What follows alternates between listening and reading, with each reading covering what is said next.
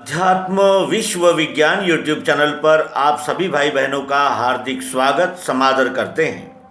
मित्रों, हम सर्वांग योग का स्पष्टीकरण क्रमशः प्राप्त कर रहे हैं।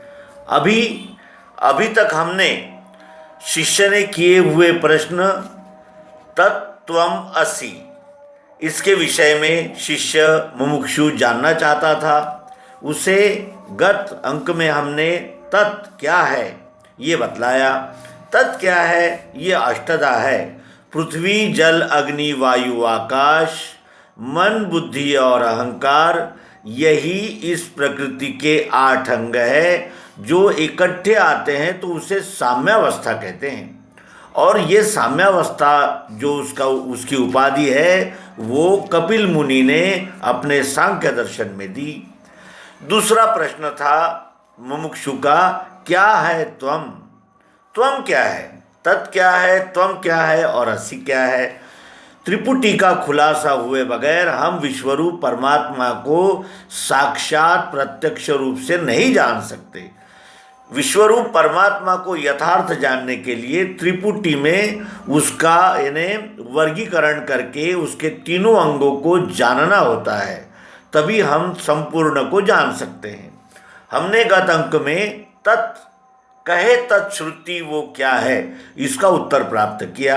आइए अब त्रिपुटी का जो दूसरा भाव है त्वम, उसके विषय में सर्वांग योग के 6वें अध्याय अक्षरानुभव योग में जानेंगे। अब अक्षर आत्मा को जानने की सुरीतिये लखाते हैं, इसे लेना श्रद्धा से सात्विकी ही है। संपूर्ण विश्व की लीला अक्षर में जिस हो रही, उसी में जो बैठी हैगी अस्ति भांति प्रियत्व से। वेदों के नेति का शेष वस्तु की उपलब्धि वो, उसी का भास सर्वत्र हो रहा दृश्य मात्र में। वो मिठास यही आत्मा है निराकार जानना, वस्तु के स्वाद में भी वो भरी है प्रिय रूप से।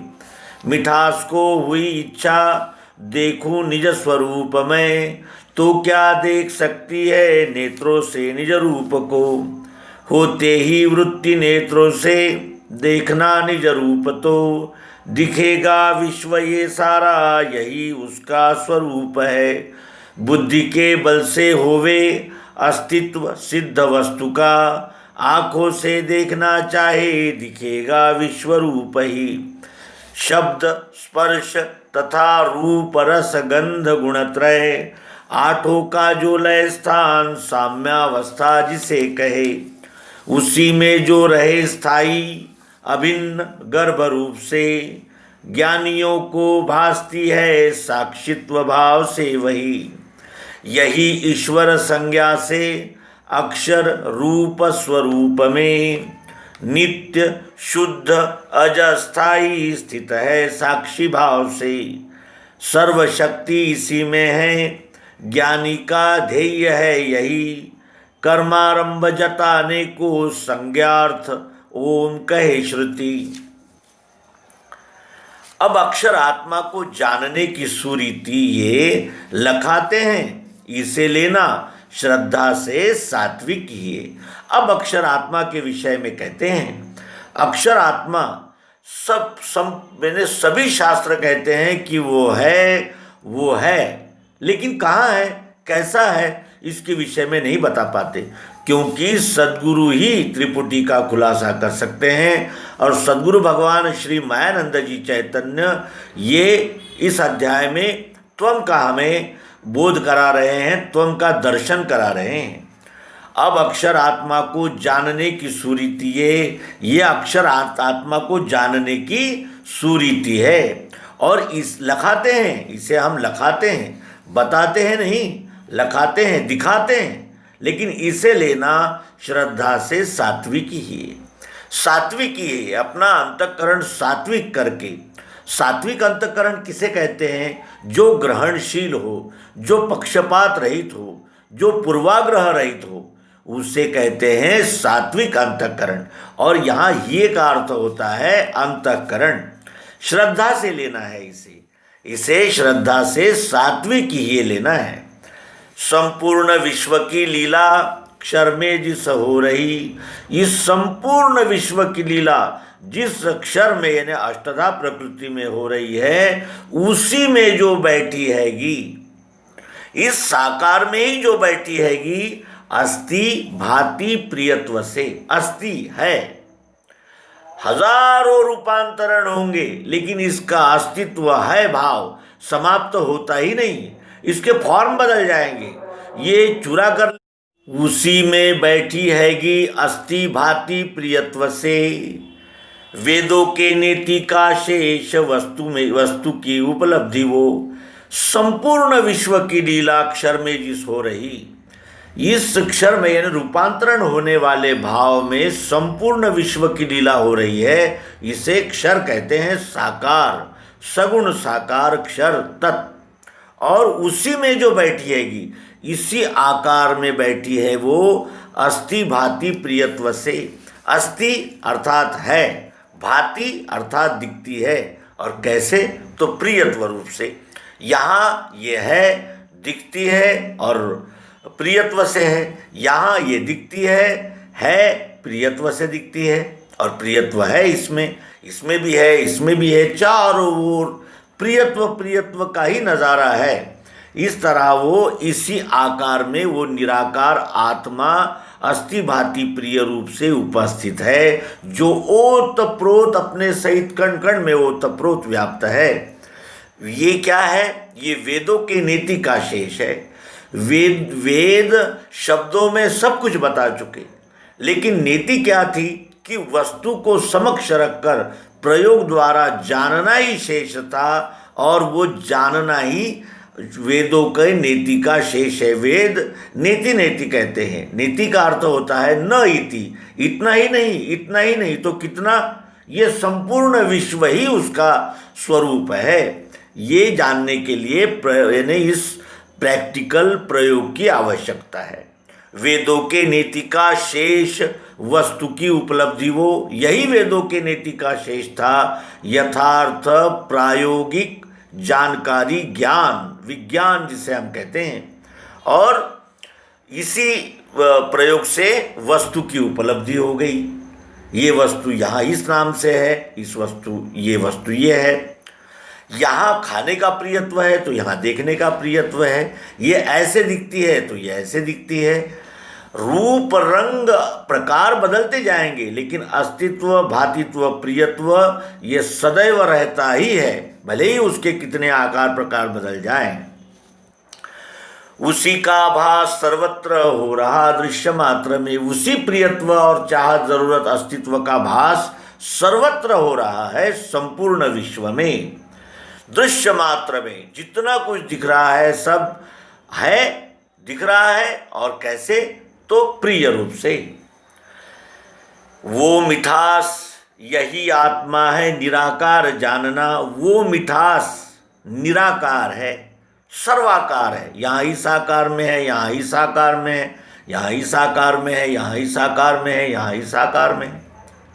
वही मिठास, वो मिठास यही आत्मा है। इस वस्तु में भी मिठास ये आत्मा है। अगर मिठास न हो तो ये आकार भी नहीं रह सकता, और आकार के बगैर वो मिठास व्यक्त भी नहीं हो सकती। और क्या इधर है मिठास, इधर नहीं है, इधर अंदर बाहर, ये मिठास का ही आकार है, और वो मिठास यही आत्मा है, निराकार। चुरा कर देंगे तो आकार बदल जाएगा, लेकिन वो है और दिखती है और प्रत्यक्ष है। वस्तु के स्वाद में भी वो भरी है प्रिय रूप से। वस्तु के स्वाद में भी वो प्रिय रूप से भरी हुई है। वो मिठास, वो चाहत, जरूरत, प्रियत्व। मिठास को ही इच्छा देखूं निज स्वरूप में, ये मिठास ने धारण किया हुआ आकार है। इस आकार में कि मिठास ने अगर चाहा कि मैं अपना स्वरूप देखूं, मैं अपना स्वयं का स्वरूप देखूं, तो क्या देख सकती है नेत्रों से निज रूप को? तो क्या नेत्रों से अपने निज रूप को देख सकती है ये मिठास? नहीं देख सकती, क्योंकि जब भी अपने आप को देखने का प्रयास करेगी, उसे आकार के सहित ही अपना दर्शन होगा। निराकार मिठास का यानी यथार्थ दर्शन साकार के बगैर नहीं हो सकता। होते ही वृत्ति नेत्रों से देखना निज रूप तो दिखेगा विश्व ये सारा, यही उसका स्वरूप है। जब भी इस निराकार आत्मा को अपने आप को देखने की जानने की इच्छा होगी तो ये साकार के रूप में ही सर्वत्र दिखेगा और दिखेगा विश्व ये सारा, यही उसका स्वरूप है। वो आत्मा का स्वरूप क्या है? ये चराचर दृश्य जितना भी है, चर अचर स्थावर जंगम जितना भी है, वो सब विश्वरूप परमात्मा का ही साकार स्वरूप है, जिसे अक्षर कहते हैं। अक्षर को आत्मा भी कहते हैं, ईश्वर भी कहते हैं, क्योंकि संपूर्ण ऐश्वर्य इसी अक्षर आत्मा का है। बुद्धि के बल से होवे अस्तित्व सिद्ध वस्तु का, ये बुद्धि के बल से इस वस्तु का अस्तित्व सिद्ध हुआ है।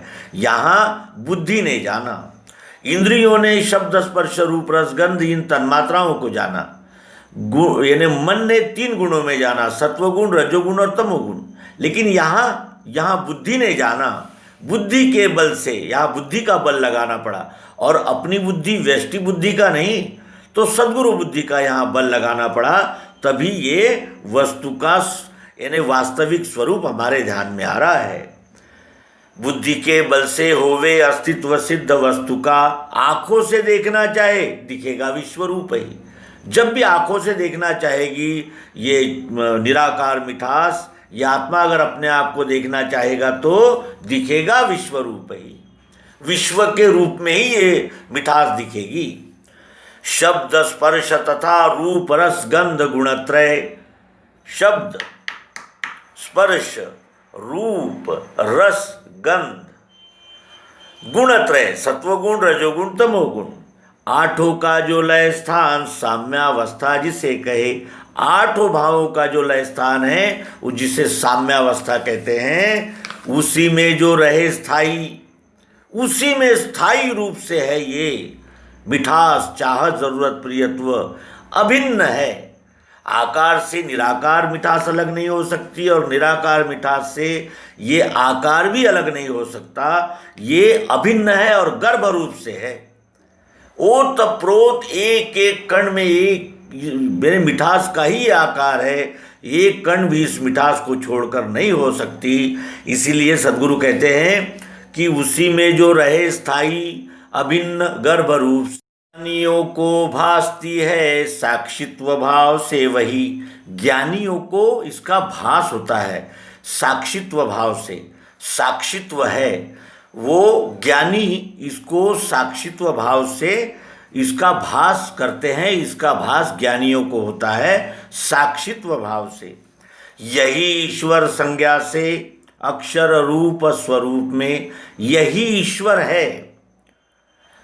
मिठास ये ईश्वर है और क्या है तो इसको अक्षर संज्ञा दी गई है। अक्षर, अक्षर का अर्थ होता है न बदलने वाली स्थिति, ये स्थिति है। अगर इस डल्ले से शक्कर को निकाल दिया जाए तो आकार भी समाप्त हो जाएगा और बगैर आकार के तो शक्कर रह नहीं सकती। इस प्रकार ये अभिन्न है और ये ईश्वर है। सब कुछ इस क्षर को प्रेरणा देने वाली ये अक्षर शक्ति है। जैसे शब्द स्पर्श रूप रसगंध, इनको 3 गुण चालना देते हैं और इन 8 का जो लय स्थान है साम्यावस्था, इसे चालना देने वाली, इसे एक कड़ी में जोड़ के रखने वाली ये अक्षर भूमिका, अक्षर ये तत्व है।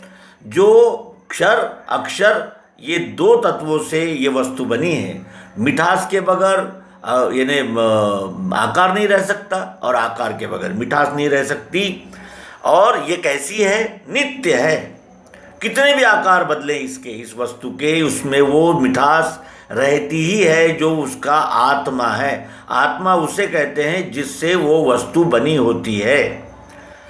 शक्कर ये ढेला जो है वो मिठास का बना हुआ है, उस मिठास को ईश्वर कहते हैं, वही है आत्मा। आत्मा ही कारण है। और कैसा है? ये नित्य है, शुद्ध है, शुद्ध है। क्यों? क्योंकि आकार बदलते रहते हैं, प्रकार उसके नाम बदल, अभी इसे डल्ला कहते हैं तो फिर चूरा कर देंगे तो चूरा हो जाएगा। इसे अभी चश्मा कहते हैं, इसको तोड़ फोड़ टूट फूट जाएगा तो ये भंगार हो जाएगा।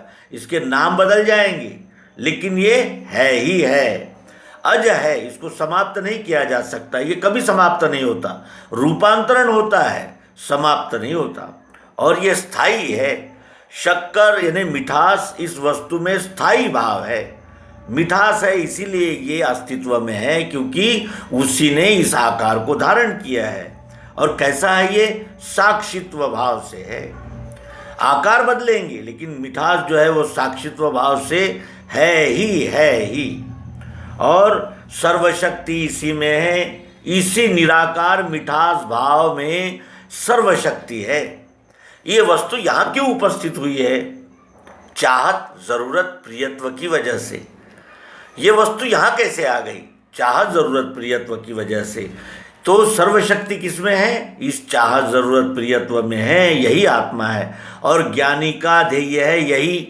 ज्ञानी इसी अक्षर आत्मा को जानने के लिए सारे प्रयास करते हैं, यही उनका ध्येय है। इस निराकार मिठास को जानना ही ध्येय है। लेकिन साकार से निराकार को अलग मान लेने से वो भटकते रहते हैं, उनको निराकार का बोध नहीं होने पाता। और सर्वशक्ति इसी में है, ज्ञानी का ध्येय है यही। कर्मारंभ जताने को संज्ञार्थ ओम कहे श्रुति। कर्म के आरंभ में श्रुतियाँ ओम नाम से इसी मिठास का लक्ष्य कराती है, इसी मिठास का उल्लेख कराती है ओम नाम से। यही है वो आत्मा जो सर्व में है, सर्वत्र है, अखंड है, स्थित है, स्थायी है, नित्य है। और ये श्रुतियाँ ओम नाम से सभी मंत्रों के कार्यों के प्रारंभ में इसका उच्चारण ओम नाम से करते हैं, वही ये मिठास है। यहाँ अक्षरानुभव योग नाम का सर्वांग योग का 6वां अध्याय संपूर्ण होता है। हमने क्षर को जाना, जो जिसे तत् कहते हैं, अक्षर को जाना जिसे त्वम कहते हैं। और आइए अगले अंक में हम 80 नाम, जिसमें ये क्षर अक्षर दोनों का लय हो जाता है, उस नाम को जानेंगे, जिसे पुरुषोत्तम भाव इस नाम से श्रीमद् भगवद गीता के 15वें अध्याय में निर्देशित किया गया है। नर्मदे हर, सद्गुरु भगवान की जय।